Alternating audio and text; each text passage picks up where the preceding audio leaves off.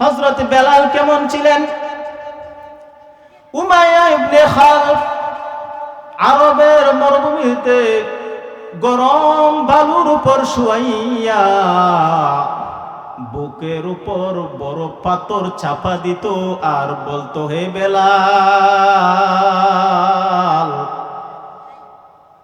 তুমি যে দিন গ্রহণ করেছো এই দিন থেকে সরে আসো। ও বেলাল, তোমাকে যেভাবে শাস্তি দেওয়া হইতেছে এভাবে শাস্তি দেওয়া হবে। তুমি দিনকে অস্বীকার করো, আল্লাহ তাআলাকে অস্বীকার করো, আল্লাহ তাআলাকে এককভাবে স্বীকার করিও না। ও বেলাল, তুমি যদি ইসলাম গ্রহণ থেকে বঞ্চিত না হও, দিন ছেড়ে না আসো, নবী মুহাম্মাদের দিন ছেড়ে না আসো, তাহলে তোমাকে এইভাবেই শাস্তি দেওয়া হবে। কিন্তু আশ্চর্য বিষয় হলো, বেলাল রাদিয়াল্লাহু তাআলা আনহু আল্লাহ তাআলার এত ভালোবাসা, এত মহাব্বতের বান্দা হয়ে গেছেন, যত শাস্তি দেয় আর বেলালের মুখ দিয়া কুল হুয়াল্লাহু আহাদ আহাদ আহাদ শব্দটা খালি বের হয়ে আসে। সুবহানাল্লাহ। উমাইয়া ইবনে খালফ কখনো কখনো শাস্তি দিতে দিতে ক্লান্ত হয়ে যায়, কখনো আবু জাহেল, কখনো বা অন্য কেউ এভাবে ধারাবাহিকভাবে শাস্তি দিতে দিতে তারা ক্লান্ত হইয়া যায়। কিন্তু বেলালকে যতই শাস্তি দেয়, যতই শাস্তি দেয়, যত শাস্তি দেয়, বেলালের ঈমান আরো মজবুত হতে থাকে। বলেন সুবহানাল্লাহ। আরে জোরে বলেন সুবহানাল্লাহ। এটা সাধারণ বিষয় না। ঈমান এনেছে, ঈমানের উপর অটল থেকেছেন। এত পরীক্ষার পরে, এত কষ্টের পরেও, এত শাস্তির পরেও বেলালের মুখ দিয়া বলে, আহাদ, আমার রব একমাত্র আল্লাহ। সুবহানাল্লাহ। দিন চারে নাই, নবীজির দিন এমন ভাবে গ্রহণ করেছে বেলাল। শুধু তাই নয় রে, বেলাল কেমন ব্যক্তি ছিলেন? রাসূল আরবি সাল্লাল্লাহু আলাইহি ওয়াসাল্লাম একদিন বেলাল রাদিয়াল্লাহু তাআলা আনহুকে ডাক দিয়ে বলে, ওগো বেলাল, তুমি এমন কি আমল করো আল্লাহ তাআলা তোমার আমলটাকে পছন্দ করে, তুমি বলো তো। বেলাল রাদিয়াল্লাহু তাআলা আনহু আশ্চর্য হয়ে বলে, ইয়া রাসূলুল্লাহ, ইয়া হাবিবাল্লাহ, আমি তো এমন কোনো আমল করি না, তবে একটা আমল আমি করি সব সময়। যে কি আমলটা করো বেলাল, তুমি একটু বর্ণনা দাও। ইয়া রাসূলুল্লাহ, ইয়া হাবিবাল্লাহ, আমার আমলটা হলো, আমার যখন এই ওযু ছুটে যায় তৎক্ষণাৎ ওযু করে নেই।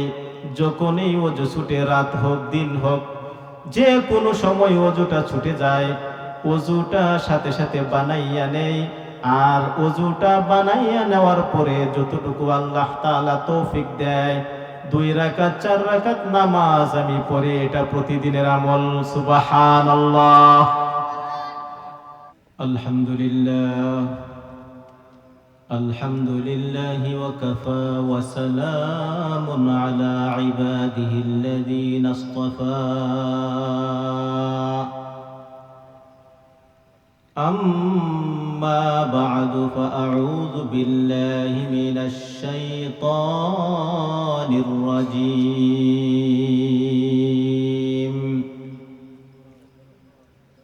بسم الله الرحمن الرحيم.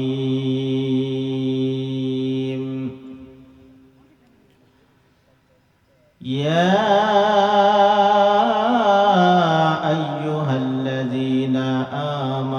اتقوا الله وكونوا مع الصادقين.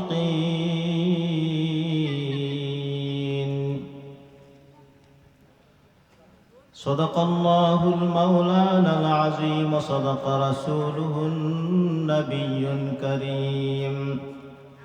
وقال النبي صلى الله عليه وسلم: خيركم من تعلم القرآن وعلمه أو كما قال النبي صلى الله عليه وسلم.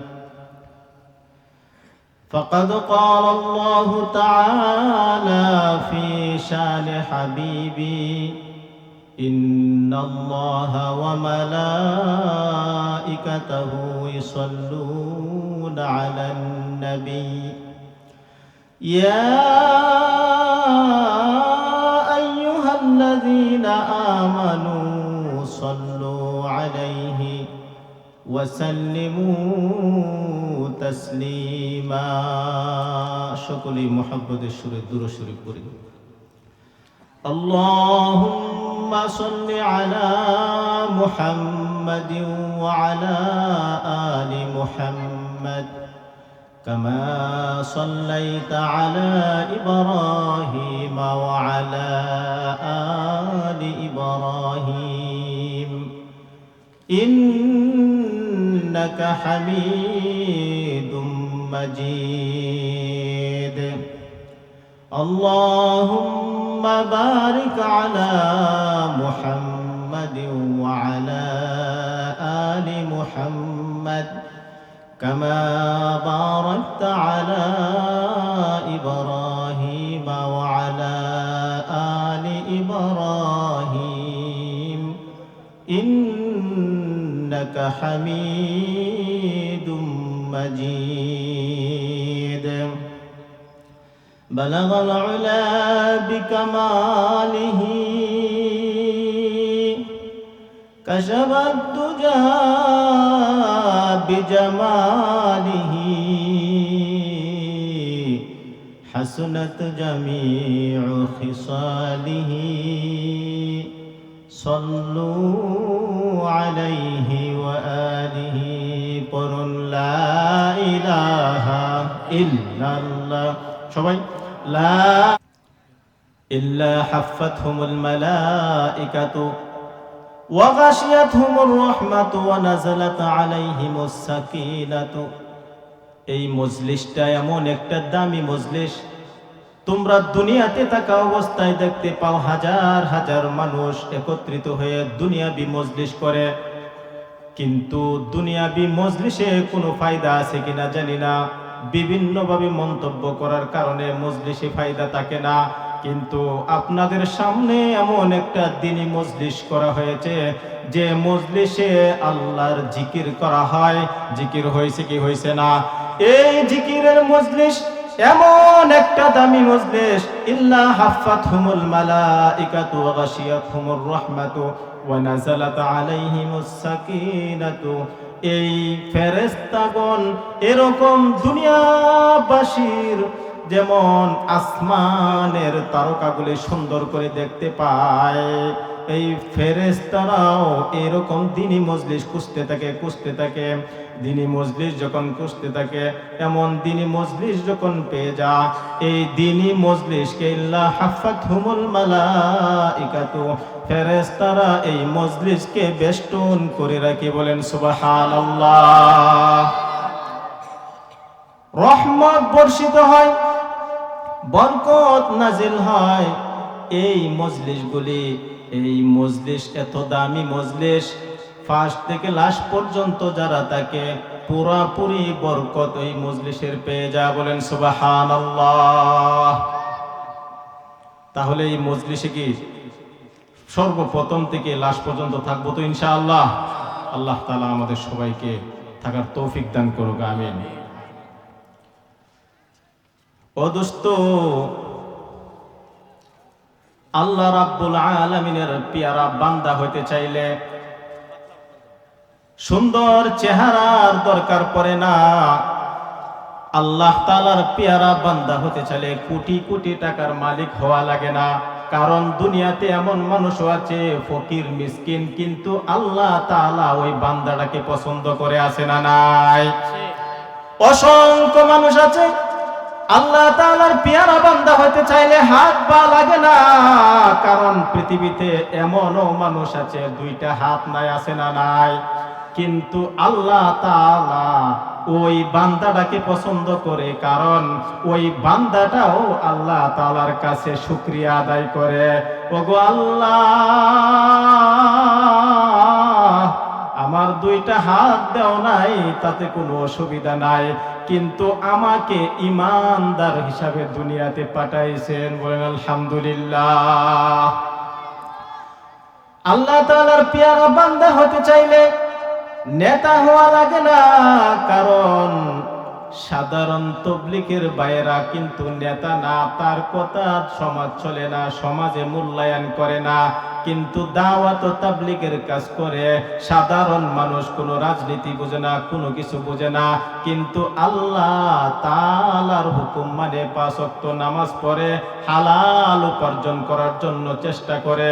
ও দুষ্ট, এত বড় নেতা হওয়া লাগে না, কারণ আল্লাহ তাআলা ওই গরিব মানুষটাকেও ভালোবাসেন। ঠিক না বেঠিক?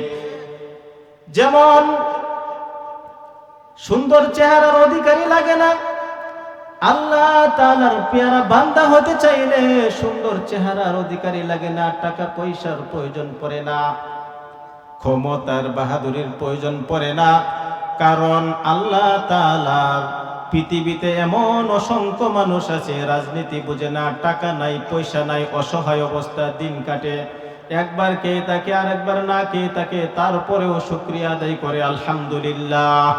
অসুস্থ অবস্থায় থাকলেও শুকরিয়া আদায় করে আলহামদুলিল্লাহ, সুস্থ অবস্থায় থাকলেও বলে আলহামদুলিল্লাহ, কারণ তার দিলের ভিতরে এমন একটা ডোজ ঢুকে গেছে যে আমি অসুস্থ অবস্থায় থাকলেও শুকরিয়া আদায় করা লাগবে, অসুস্থ অবস্থায় থাকলেও শুকরিয়া আদায় করে লাগবে, অসহায় অবস্থায় থাকলেও শুকরিয়া আদায় করা লাগবে। আমি ভালোভাবে চলতে পারি, আল্লাহ তাআলা ধন সম্পদের মালিক বানাইছে, তারপরেও শুকরিয়া আদায় করবে কার? আল্লাহ সুবহানাহু ওয়া তাআলা।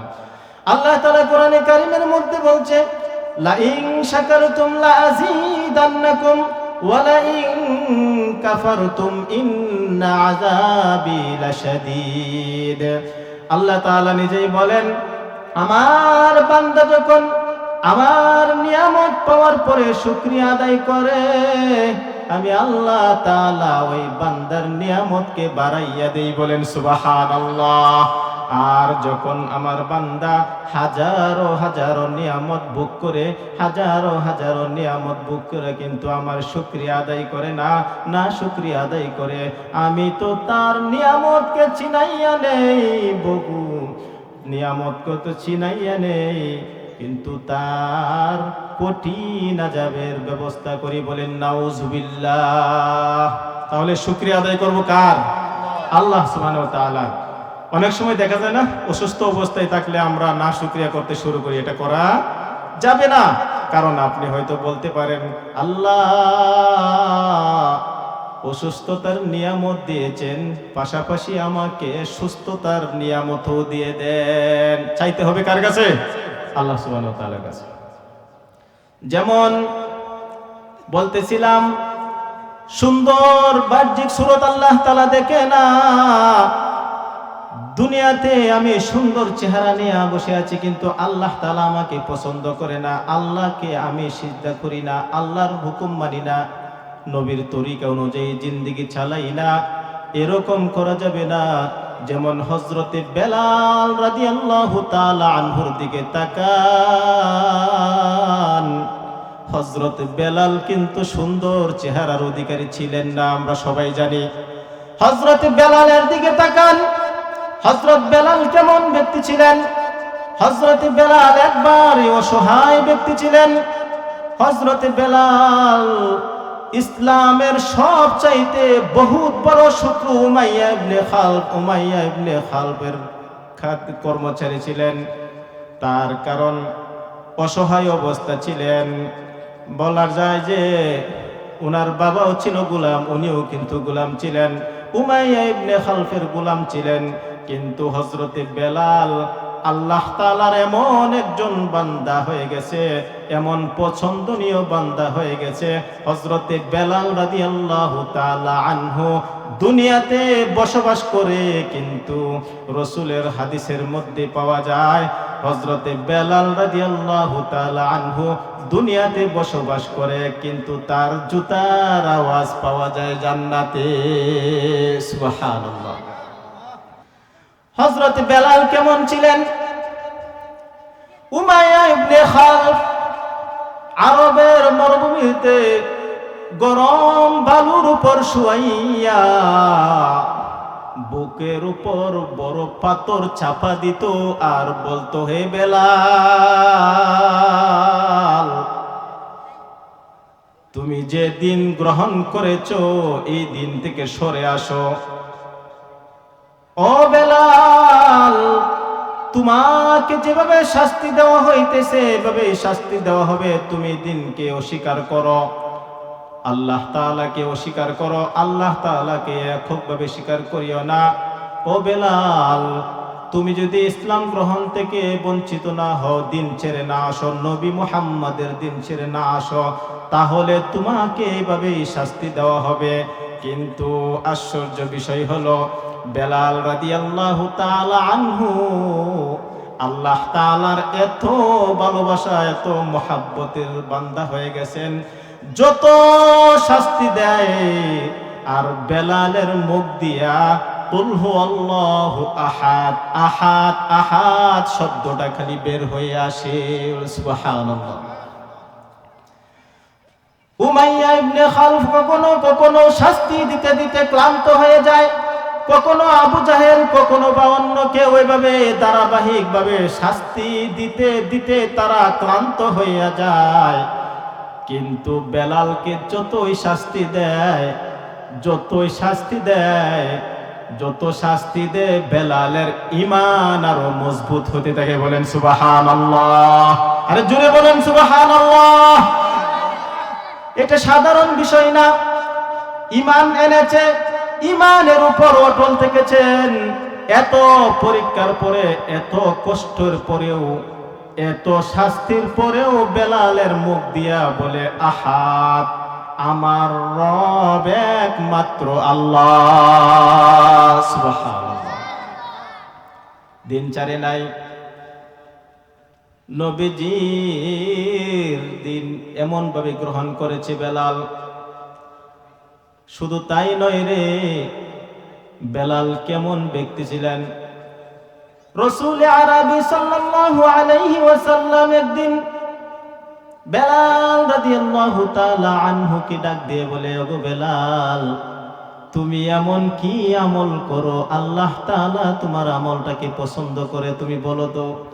বেলাল রাদিয়াল্লাহু তাআলা আনহু আশ্চর্য হয়ে বলে, ইয়া রাসূলুল্লাহ, ইয়া হাবিবাল্লাহ, আমি তো এমন কোনো আমল করি না, তবে একটা আমল আমি করি সব সময়। যে কি আমলটা করো বেলাল, তুমি একটু বর্ণনা দাও। ইয়া রাসূলুল্লাহ, ইয়া হাবিবাল্লাহ, আমার আমলটা হলো, আমার যখনই ওযু ছুটে যায় তৎক্ষণাৎ ওযু করে নেই। যখনই ওযু ছুটে, রাত হোক দিন হোক, যে কোনো সময় ওযুটা ছুটে যায়, ওযুটা সাথে সাথে বানাইয়া নেই। আর ওযুটা বানাইয়া নেওয়ার পরে যতটুকু আল্লাহ তাআলা তৌফিক দেয়, 2 রাকাত 4 রাকাত নামাজ আমি পড়ি। এটা প্রতিদিনের আমল। সুবহানাল্লাহ। রাসূল আরবি সাল্লাল্লাহু আলাইহি ওয়াসাল্লাম বলেন, ও বেলাল, আমার আর বুঝার বাকি নাই, আল্লাহ তাআলা তোমার এই প্রতিদিনের আমলটা আল্লাহ তাআলা এত এত পছন্দ করেছেন, তুমি দুনিয়াতে বসবাস করো আর তোমার জুতার আওয়াজ শোনা যায় জান্নাতে। সুবহানাল্লাহ। কুল হুয়াল্লাহু আহাদ আল্লাহুস সামাদ লাম ইয়ালিদ ওয়া লাম ইউলাদ ওয়া লাম ইয়াকুল লাহু কুফুয়ান আহাদ। বেলাল রাদিয়াল্লাহু তাআলা আনহু আল্লাহ তাআলাকে এককভাবে মেনে নিয়েছে। এক আল্লাহ, দ্বিতীয় কোনো রব নাই। আসেনি নাই? দ্বিতীয় কোনো রব নাই। রব্বে কারিমকে এমন ভালোবাসা দেখাইছে, রব্বে কারিমের সাথে সম্পর্ক এমনই হয়ে গেছে, যত শাস্তি দেখ না কেন, রব্বে কারিমের নাম কুল হুয়াল্লাহু আহাদ এক মুহূর্তের জন্যও ভুলে না। তাহলে কি হলো, এই মাদ্রাসাগুলিকে আমরা হয়তো দেখতে পারি, হয়তোবা আপনাদের মাদ্রাসাটা চৌকে লাগে না, হয়তোবা ছোট মাদ্রাসা মনে হয়, কিন্তু এই মাদ্রাসায় কিন্তু কুল হুয়াল্লাহু আহাদের পরিচয় শেখানো হয়, ঠিক না বেঠিক? মাদ্রাসার ছাত্রদের কিরম ফজিলত, তলেবে আলেম যারা ছাত্র অবস্থায় থাকে, লেখাপড়া অবস্থায় থাকে, তাদেরকে বলে হয় তলাবা। আর যারা এলেম দিন শিক্ষা করার পর বের হয়ে যায়, আলিম বলে হয়। আর আল্লাহ তাআলার পরিচয় শেখানো হয় একমাত্র মাদ্রাসাগুলিতে, বলেন ঠিক না বেঠিক? আমাদের চৌকে পড়ে না, হয়তোবা মনে করি ছোট ছোট বাচ্চারা কি করে, ঘোরাফেরা করে, এদিক সেদিক ঘোরাফেরা করে। না না, ও দুষ্ট, মাদ্রাসাগুলির খবর নিয়ে দেখেন। আমাকে বলা হয়েছে মাদ্রাসার ফজিলত সম্পর্কে কিছু কথা বলা, যে ছোট ছোট বাচ্চাদেরকে দেখেছেন, ছোট ছোট বাচ্চারা চলাফেরা করে, কিন্তু ওই বাচ্চাদের দাম কতটুকু দুনিয়াতে জানেননি। ওই মাদ্রাসার ছাত্ররা ইলমে দ্বীন শিক্ষার দ্বারা দুনিয়াতেও লাভ, আখিরাতেও লাভ। কারণ দুনিয়াতে লাভ কেমন জানেননি? মাদ্রাসার ছাত্ররা যখন চলাফেরা করে, ফেরেশতারা পর্যন্ত নূরের পাকা বিছাইয়া দেন, বলেন সুবহানাল্লাহ। হাদিসের মধ্যে আসছে, কিন্তু দুনিয়ার কোন মন্ত্রীর পায়ের নিচে নূরের পাকা বিছাইয়া দিবে এমন ঘটনা নাই, কিন্তু ছাত্রদের পায়ের নিচে নূরের পাকা বিছাইয়া দেওয়া হয়, বলেন সুবহানাল্লাহ। শুধু তাই নয়, তাদের জন্য পানির নিচে যত মৎস্য আছে, মাছ আছে, সবগুলি দোয়া করতে থাকে, বলেন সুবহানাল্লাহ। আসমানের নিচে, জমিনের উপরে যত পশু পাখি আছে, সবগুলি দোয়া করতে থাকে, বলেন সুবহানাল্লাহ। কেন জানেননি? কারণ হাদিসের মধ্যে আছে, পৃথিবীর মধ্যে যতক্ষণ পর্যন্ত আল্লাহ আল্লাহ বলনেওয়ালা একজন ব্যক্তিও বসবাস করবে, ততক্ষণ পর্যন্ত দুনিয়া ধ্বংস করবে না, আছে না নাই? কিন্তু আল্লাহ আল্লাহ বলনেওয়ালা, আল্লাহর পরিচয়, এইগুলি সবগুলি মাদ্রাসায় শিক্ষা দেওয়া হয়। এজন্যই মাছ থেকে শুরু করে, গর্তের পিপিলিকা থেকে শুরু করে যত জীব জানোয়ার আছে, সকল কিছু ওই তলেবাদের জন্য দোয়া করতে থাকে, বলেন সুবহানাল্লাহ। জুড়ে বলুন সুবহানাল্লাহ। রাসূল আরবি সাল্লাল্লাহু আলাইহি ওয়াসাল্লাম বলেন, খায়রুকুম মান তাআল্লামাল কুরআনা ওয়া আল্লামাহু, আও কামা ক্বালা নবী সাল্লাল্লাহু আলাইহি ওয়াসাল্লাম। হাদিসের মধ্যে বলে, তোমাদের মধ্যে সর্বোত্তম ওই ব্যক্তি যিনি কোরআন মাজিদ শিক্ষা করে এবং কোরআন শিক্ষা দেয়, বলেন সুবহানাল্লাহ। এখন তো আমাদের চোখে লাগে না, ছোট ছোট বাচ্চারা 10 বছর, 9 বছর, 8 বছরের বাচ্চা কোরআন শরীফ পড়ে না? পড়ে না? হিফজ পড়ে, এমন রেকর্ড আছে না নাই? তাহলে কি একটা দামি কিতাব এই কোরআন, এমন একটা দামি জিনিস, কিন্তু আমাদের বুঝে আসে না। ও দোস্ত, ও বরকান্দার বন্ধুগণ, কোরআন এমন একটা দামি কিতাব, এমন একটা দামি কিতাব, যার সঙ্গেই লাগে সেই দামি হয়ে যা, বলেন সুবহানাল্লাহ। কোরআন কেমন দামি কিতাব একটু বর্ণনা দেই। কোরআন কেমন দামি কিতাব? কোরআন এমন একটা দামি কিতাব, কাপড়ের সঙ্গে লাগলে কাপড়টা দামি হয়ে যায়, কাঠের সঙ্গে লাগলে কাঠটা দামি হয়ে যায়, আপনার সঙ্গে লাগলে আপনি দামি হয়ে যাবেন। এই কোরআনে কারীম যে পড়ে সেও দামি, যেও শুনে সেও দামি, আছে না নাই? কোরআনটা কেমন দামি! ও দোস্ত, দুনিয়াতে অনেক শিল্পপতি আছে, 50,000 টাকা দিয়া 1 লক্ষ টাকা দিয়া জামা পরার ক্ষমতা আছে, আছে না নাই? কিন্তু আজও পর্যন্ত শুনেন নাই, আমরাও দেখি নাই, 1 লক্ষ টাকা দিয়া যদি জামাটা বানানো হয়, এই জামাটা যখন ব্যবহারের শেষের দিকে পুরাতন হয়ে যায়, এই জামাটা তার স্ত্রী, তার আত্মীয় স্বজন কিন্তু সম্মান করে না। এই জামাটা এমন পর্যায়ে চলে যায়, হয়তোবা রান্নাঘরে চলে যায়, কিন্তু ও 1 লক্ষ টাকা দামের কাপড়টাও কম দামি হয়ে যায়, কেউ সম্মান করে না, ইজ্জত করে না, কারণ ব্যবহারের পরে অযোগ্য হয়ে গেলে ফেলে দেয়, অথবা রান্না বান্নার কাজে লাগায়।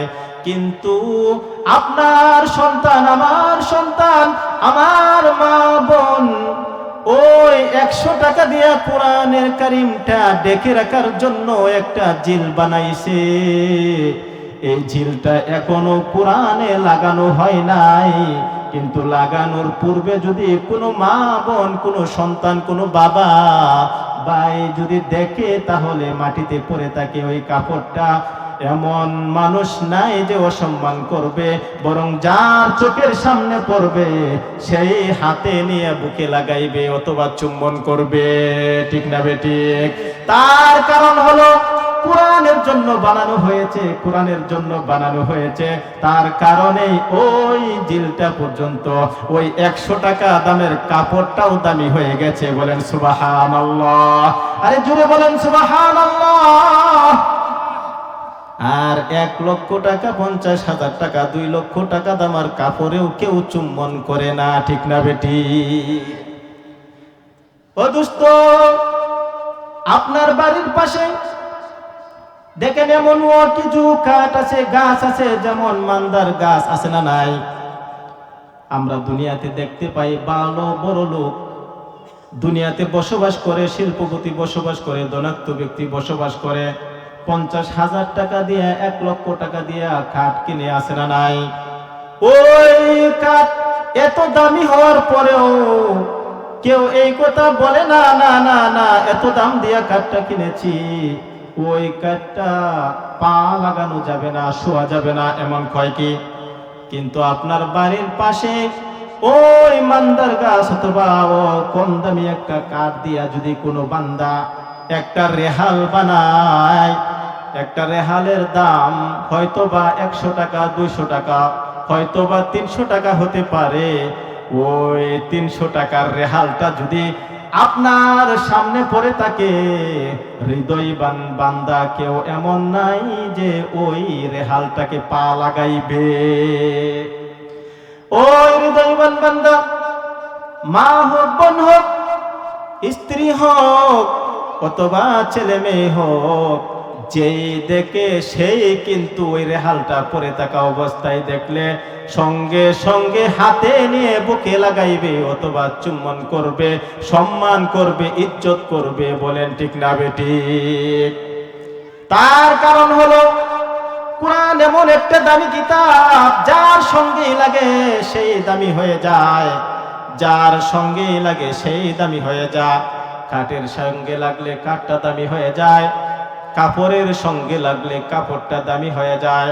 তাহলে আমরা যদি ওই কোরআনকে মহাব্বত করি, কোরআনকে ভালোবাসি, ছাত্রদেরকে মহাব্বত করি, ছাত্রদেরকে ভালোবাসি, তাহলে আমরাও তো দামি হয়ে যেতে পারবো। আল্লাহ রাসূল সাল্লাল্লাহু আলাইহি ওয়াসাল্লাম হাদিসের মধ্যে বলেন, কুন আলিমান আও মুতাআল্লিমান আও মুস্তামিআন আও মুহিব্বান ওয়ালা তাকুন খামিসান আও তাহলিক। আল্লাহ রাসূল সাল্লাল্লাহু আলাইহি ওয়াসাল্লাম বলেন, তোমরা আলেম হও, তোমরা আলেম হও, তাহলে জাহান্নামে থেকে প্রথম নাম্বার কারণ হয়ে যাবা। জাহান্নাম থেকে বাঁচার রাস্তা, সর্বপ্রথম রাস্তাই হলো তুমি আলেম হও। কোন আলিমান, যদি আলেম না হতে পারো, আও মুতাআল্লিমান, তাহলে ছাত্র হয়ে যাও। তাও যদি না পারো, ছাত্রদেরকে সহযোগিতা করা শুরু করো, বিভিন্নভাবে সহযোগিতা করো। দেখবেন আপনার মাদ্রাসায়, কওমি মাদ্রাসাগুলিতে অনেক সময় অসহায় বাচ্চারা থাকে, বাবাও নাই মাও নাই, তাদেরকে একটু সহযোগিতা করেন, হয়তোবা লজিং খাওয়াইয়া সহযোগিতা করেন, হয়তোবা একটা কোরআন শরীফ কিনে দিয়ে সহযোগিতা করেন, হয়তোবা খাতা কলম কিনে দিয়ে সহযোগিতা করেন, হয়তোবা 10টা টাকা 50টা টাকা দিয়ে সহযোগিতা করেন। ওই এতিমের মাথায় হাত বুলাইয়া দোয়া করেন, আল্লাহ তাআলা হয়তোবা আপনার এই খেদমতের কারণে নাজাতের জন্য জরিয়া হয়ে যেতে পারে। বলেন সুবহানাল্লাহ। যদি তাই না পারো, আলেমও হতে পারলা না, আলেমের ছাত্র হতে পারলা না, তাহলে আলেমকে মহাব্বত করো, আলেমদেরকে মহাব্বত করো, মাদ্রাসা ছাত্রদেরকে মহাব্বত করো, মাদ্রাসা ছাত্রদেরকে মহাব্বত করো, মাদ্রাসা ছাত্রদেরকে সহযোগিতা করো, তাহলেই বোঝা গেল তুমি কোরআনকে সম্মান করো। বলেন সুবহানাল্লাহ। কিন্তু পঞ্চম নাম্বার হইও না, কারণ এমন মানুষ আছে না নাই কোরআনকে ভালোবাসে না, কোরআন দেখলে পছন্দ লাগে না, মাদ্রাসার হুজুর দেখলে ভালো লাগে না, হুজুর দেখলে পছন্দ লাগে না, দাড়ি টুপি দেখলে জঙ্গিবাদ হইয়া গালি দেয়, আছে না নাই? তাহলে বোঝা গেল তোমার ঈমান এতটাই নষ্ট হয়ে গেছে, ঈমান এতটাই নষ্ট হয়ে গেছে, তুমি একজন বান্দাকে নামাজ পড়তে দেখলে ভালো লাগে না, কোরআন তেলাওয়াত করতে দেখলে ভালো লাগে না, নামাজের দাওয়াত দিলে ভালো লাগে না, তাবলীগের ভাইয়েরা দাওয়াত দিলে ভালো লাগে না, আরো বিভিন্ন ধরনের কথাবার্তা বলে, তাহলে বোঝা গেল তুমি গুমরাহির মধ্যে চলে গেছো। ঠিক না বেঠিক? ভাইয়েরা আমার, বন্ধুরা আমার, সব জিনিসেই মাপার জন্য ব্যবস্থা আছে, দাড়িপাল্লার ব্যবস্থা আছে, স্বর্ণ মুদ্রা মাপার জন্য ব্যবস্থা আছে, দান চাইল মাপার জন্য ব্যবস্থা আছে, কিন্তু ঈমান কতটুকু আছে, ঈমান আপনার মজবুত আছে না নাই, এটা কিন্তু পরীক্ষা করার জিনিসও আছে। হয়তোবা আমরা অনেকেই জানি না। হুজুর, এটা কিভাবে সম্ভব? হ্যাঁ সম্ভব। আপনার ঈমানটা এভাবেই মাপবেন, আমি বলে দেওয়ার পর সকলেই ঈমানদার নাকি ঈমান কম না মজবুত আপনারাই যাচাই করতে পারবেন। যখন আপনার দিলের ভিতরে এমন একটা আকর্ষণ পয়দা হবে, রোজা রাখলে ভালো লাগে, কোরআন তেলাওয়াত করলে ভালো লাগে, নামাজ পড়লে ভালো লাগে, ইবাদত বন্দেগী করতে ভালো লাগে, তাহলে আপনি নিজেই যাচাই বাছাই করতে পারবেন আপনি ঈমান মজবুত আছে। বলেন সুবহানাল্লাহ। আর যদি দাড়ি টুপিওয়ালা দেখলে আপনার ভালো লাগে না, কোরআন শরীফ তেলাওয়াত করলে ভালো লাগে না, মাদ্রাসার ছাত্র দেখলে ভালো লাগে না, দাওয়াত ও তাবলীগের বাইরা গাড়ি নিয়ে চলাফেরা করে দেখে অনেক বেঈমান আছে, আল্লাহ তাআলার বিদ্বেষী মানুষ আছে, ওই গাটিওয়ালা ভাইদেরকে দেখে তিরস্কার করে, আছে না নাই? তাহলে বোঝা গেল কি তোমার ঈমানের মধ্যে ভেজাল আছে। ও দোস্ত, আমি যে বলতেছিলাম মাদ্রাসায় পড়লে কি হয়, মাদ্রাসার ছাত্ররা পড়লে কি হয়, হাদিসের মধ্যে আছে, ইয়াকালু লিসাহিবিল কুরআন ইকরা ওয়ারতাকি ওয়ারাত্তিল কামা কুনতা তুরাত্তিলু ফিদ দুনিয়া ফাইন্না মানজিলাকা ইনদা আখিরি আয়াতিন তাকরাউহা। ও বরকান্দার মুসলমান ভাইরা আমার, বন্ধুরা আমার, আমরা দুনিয়াতে দেখতে পাই যেমন ঢাকা শহরে যদি 5 তলা 10 তলা 20 তলা বিল্ডিং এর মালিক হয়, আমরা তাকে সম্মান করি, মনে মনে ভাবি অনেক টাকার মালিক। যদি 10টা ফ্ল্যাটের মালিক থাকে, তাহলে আমরা মনে মনে তাকে সম্মান করি, কি করি না? ও দুনিয়ার মুসলমান, ঢাকা শহরে যদি 20টা ফ্ল্যাটের মালিক তাহলে 10টা বিল্ডিং এর মালিকের চাইতে 20টা ফ্ল্যাটের মালিকের দাম বেশি। আমাদের নিয়মে আছে না নাই? ও দোস্ত, আল্লাহ তাআলা ওই হাফেজে কোরআনকে কত তালার মালিক বানাইবেন এই হাদিসের মধ্যে প্রমাণ করবে।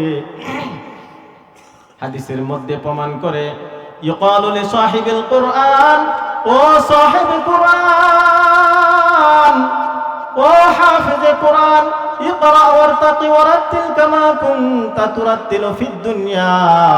তুমি পড়া শুরু করো, পড়া আরম্ভ করো। কেমন ভাবে পড়বা? দুনিয়াতে যেমন ভাবে পড়তা, দুনিয়াতে যেমন ভাবে তিলাওয়াত করতা, দুনিয়াতে যেমন ভাবে তারতিলের সহিত ধীর স্থির ভাবে তিলাওয়াত করতা, তুমি এমন ভাবে পড়া শুরু করো। ফাইন্না মানসিলাকা ইনদা আখিরি আয়াতিন তাকরাউহা। আল্লাহু আকবার। তাহলে তুমি পড়া শুরু করো, ধীর স্থির ভাবে পড়ো, সুন্দর ভাবে পড়ো। যেমন দুনিয়াতে তুমি সুন্দর ভাবে পড়েছিলা, আস্তে আস্তে ধীর স্থির ভাবে পড়া শুরু করো। এক একটা আয়াত তিলাওয়াত করো, আর এক একটা তালা তুমি অতিক্রম করো। বলেন সুবহানাল্লাহ। ওই হাফেজে কোরআন, ইকালু লি সাহিবিল কুরআন, ওই হাফেজে কোরআন কোন পর্যায়ে চলে যাবে? এক একটা আয়াত তিলাওয়াত করবে, আর এক একটা তালা যখন অতিক্রম করবে, করতে করতে করতে এমন জায়গায় পৌঁছে যাবে 100 নয়, 200 নয়, 500 নয়, 1000 নয়, 2000 নয়, 5000 নয়, বরং 6666 তালার মালিক বানাইয়া দিবেন। বলেন সুবহানাল্লাহ। সুবহানাল্লাহ। এটা কি সাধারণ বিষয় নাকি? জুড়ে বলেন সুবহানাল্লাহ। কারণ কিছুক্ষণ আগেই বললাম, ঢাকা শহরে যদি 20টা ফ্ল্যাটের মালিক থাকে, তাহলে কি 1000 তালা হবে কি? 5000 তালা হবে কি? তাহলে আপনার ছেলেটা, আমার ছেলেটা, ওই মাদ্রাসায় অসহায় বাচ্চাটা, যে শিশুটা দেখতাম চলাফেরা করতো, আমরা কোনো কিছুই মনে করতাম না। কিন্তু আল্লাহ তাআলার কাছে ওই বান্দাটা এতই দামি, 6666 তালার মালিক হয়ে যাবে। বলেন সুবহানাল্লাহ। শুধু তাই নয়, এটা কেমন দামি একটা কিতাব, কেমন একটা দামি কিতাব। ওই দামি কিতাবটা হলো মান কারা হারফাম মিন কিতাবিল্লাহি ফালাহু হাসানাতু ওয়াল হাসানাতু বিআশরি আমসালিহা। ওই কোরআন, যে ব্যক্তি কোরআনের একটি হরফ পড়বে, তার আমলনামায় একটি নেকি দেওয়া হবে। বলেন সুবহানাল্লাহ। ফালাহু হাসানাতু ওয়াল হাসানাতু বিআশরি আমসালিহা, আর একটা নেকিকে 10 গুণ সওয়াব বাড়াইয়া দিবেন। বলেন সুবহানাল্লাহ। শুধু তাই নয়, অন্য হাদিসে আছে মান ক্বারাআল কুরআনা ফাস্তাযহারাহু ফাহাল্লা হালালাহু ওয়া হারামা হারামাহু আদখালাহুল্লাহুল জান্নাহ ওয়া শাফাআহু ফি 'আশরাতিন মিন আহলি বাইতিহি কুল্লুহুম ক্বাদ ওয়াজাবাত লাহুন নার। ও বান্দা, ওই হাফেজে কোরআনকে কেমন ক্ষমতা বানানো হবে, আলেমকে কেমন ক্ষমতার অধিকারী দেওয়া হবে। মান ক্বারাআল কুরআনা ফাস্তাযহারাহু, যে ব্যক্তি কোরআন শিখলো, কোরআনকে শিক্ষা করলো, পাশাপাশি ইবাদত করলো, কোরআনকে মনে রাখলো, স্মরণ রাখলো, আর হালালকে হালাল, হারামকে হারাম জেনে শুনে আমল করলো, আল্লাহ তাআলা ওই হাফেজে কোরআনকে জান্নাতে পৌঁছে দিবেন। বলেন সুবহানাল্লাহ। মান ক্বারাআল কুরআনা ফাস্তাযহারাহু ফাহাল্লা হালালাহু ওয়া হারামা হারামাহু আদখালাহুল্লাহুল জান্নাহ, আল্লাহ তাআলা ওই বান্দাকে জান্নাতের মালিক বানাইয়া দিবেন। বলেন সুবহানাল্লাহ। ওয়া শাফাআহু ফি 'আশরাতিন মিন আহলি বাইতিহি কুল্লুহুম ক্বাদ ওয়াজাবাত লাহুন নার। শুধু তাই নয়, ওই হাফেজে কোরআনকে এমন ক্ষমতার গুণ বানাইবে, তার পরিবারের 10 জন ব্যক্তির জন্য জাহান্নামের ফয়সালা হয়ে গেছে, জাহান্নামের ফয়সালা হয়ে গেছে। আর ওই হাফেজে কোরআনকে বলে তুমি জান্নাতে চলে যাও। ওই হাফেজে কোরআন বলবে না না, আমি জান্নাতে যাব না, আমি একা জান্নাতে যাব, আর আমার আত্মীয় স্বজন জাহান্নামে যাবে। এটা আমি মেনে নিতে পারি না, কারণ আমাকে লেখাপড়া করার অবস্থায় আমার মা বাবা শ্রমদান দিয়েছে। আমার মা বাবা আত্মীয় স্বজনের ওই লেখাপড়ার পিছনে ভূমিকা আছে। আমার মা এমন আদর করেছে, নিজে না কে আমাকে খাওয়াইছে, নিজে না ভালো কিছু পরে আমাকে পড়াইছে, অনেক কষ্ট করে মুজাহাদা করে আমাকে লেখাপড়া করাইছে। আমি জান্নাতে যাব না, আমি জান্নাতে যাব না। আর আল্লাহ তাআলা বলবে, যা যা যা, ওই 10 জন ব্যক্তিকে নিয়ে তুই জান্নাতে চলে যা। বলেন সুবহানাল্লাহ। তাহলে কি বোঝা গেল? আমি আলেম হতে পারলাম না, আমি আলেমের ছাত্র হতে পারলাম না, আমি আলেমদেরকে সহযোগিতাও করলাম না, তাহলে কোন লাইনে থাকলাম? আমি নিজে আলেম না হতে পারি কিন্তু আলেমকে শ্রদ্ধা করি, আমি হাফেজ না হতে পারি কিন্তু আমার নাতিনাতকরকে হাফেজ বানাবো, আমার নাতিনাতকরের মধ্যে আত্মীয় স্বজনের মধ্যে যদি হাফেজ না থাকে তাহলে হাফেজদেরকে ভালোবাসবো, সহযোগিতা করব কি করব না? তাহলে করলে দেখা গেছে ওই হাফেজকে সম্মান করার কারণে, আলেমকে সম্মান করার কারণে জাহান্নামের ফয়সালা হইলেও সুপারিশ করার অধিকার থাকে কি থাকে না? ও দোস্ত, একটা ঘটনা বলে, কোরআনের পক্ষে থাকলে কি রকম ফজিলত! কোরআন এমন একটা দামি কিতাব, ওই দামি কিতাবকে যত্ন করলে, ওই দামি কিতাবকে সহযোগিতা করলে, ওই দামি কিতাবকে মোহাব্বত করলে কি হয়? হযরত আব্দুল্লাহ ইবনে মুবারক রাহমাতুল্লাহি আলাইহির একটা ঘটনা। সময় কম, শর্টকাটে বলছি। আব্দুল্লাহ ইবনে মুবারক খুব বেশি বেশি ইবাদত করতেন, খুব নামাজ পড়তেন, ইবাদত করতেন, বেশি বেশি তেলাওয়াত করতেন, নামাজ পড়তেন, লম্বা লম্বা সিজদা করতেন। আব্দুল্লাহ ইবনে মুবারক রাহমাতুল্লাহ আলাইহি মারা যাওয়ার পর ওনার এক বন্ধু স্বপ্নে দেখে, ওগো আব্দুল্লাহ ইবনে মুবারক, তুমি যেমন ইবাদত করেছো তেমনই জান্নাতের মালিক হয়ে গেছো। বলেন সুবহানাল্লাহ। আব্দুল্লাহ ইবনে মুবারক বলে, আমি কি জান্নাতের মালিক হয়েছি? আমার বাড়ির সামনে যে কামার ছিল, ওই কামার আমার চাইতে বড় জান্নাতের মালিক হয়ে গেছে। বলেন সুবহানাল্লাহ। এই কথা শোনার পর আশ্চর্য হয়ে গেলেন, বলতে লাগলেন যে কেমন, এটা খুব আশ্চর্য বিষয়, দেখি কেমন ভাবে জান্নাতের মালিক হয়ে গেল। ওটা তো মনে মনে ভাবতে শুরু করলো, টেনশনে পড়ে গেল। সকাল হলে ওই বাড়িতে চলে গেল, খুঁজে খুঁজে বাড়ি বের করলো। পর্দার আড়াল থেকে থেকে বলতেছে, ও কামারুল ভাইয়ের স্ত্রী, আমি কি তার ব্যাপারে একটু শুনতে পারি কিনা? যে কি শুনবেন বলেন? বলতেছে, ওই ভাই কি আমল করতো আল্লাহ তাআলা এত পছন্দ করছেন, একটু বর্ণনা দিবেন কি? বলতেছে, সে তো বেশি আমল করতে পারতো না, কারণ অসহায় অবস্থা ছিল। তবে আমার মনে হয় একটা আমল আল্লাহ হয়তো পছন্দ করেছে। যে কি আমল?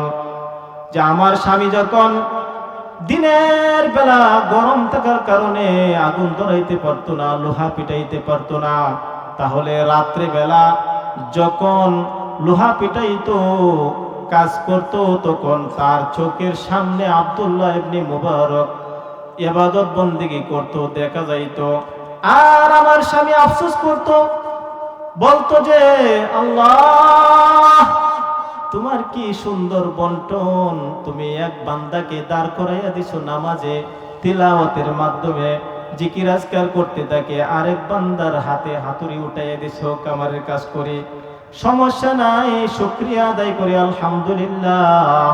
যদি আমাকে আব্দুল্লাহর মতো টাকা পয়সার মালিক বানাইতা, তাহলে আমিও রাত্রে নামাজ পড়তাম, কাজ করতাম না, আমিও জিকির করতাম, আমিও তিলাওয়াত করতাম, আল্লাহ,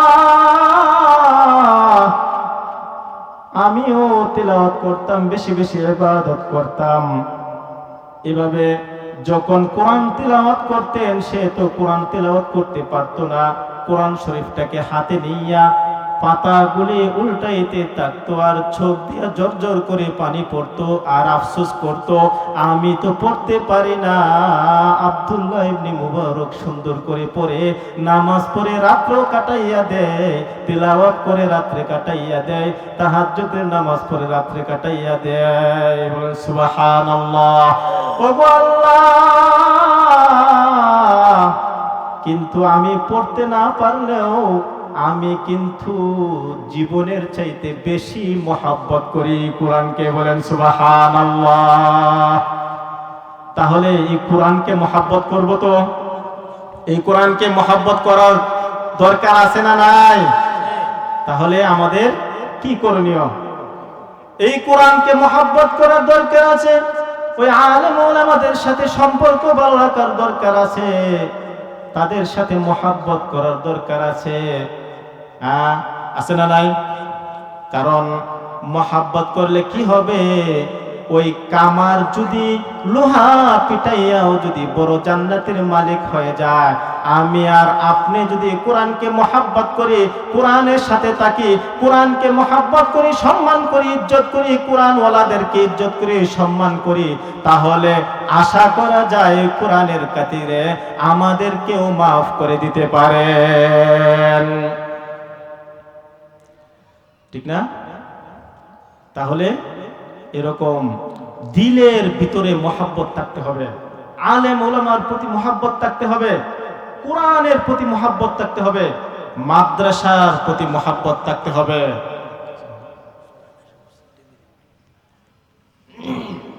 তাহলে আমরা জান প্রাণ দিয়ে এই কোরআনকে ভালোবাসবো তো ইনশাআল্লাহ। আল্লাহ তাআলা আমাদের সবাইকে আমল করার তৌফিক দান করুক।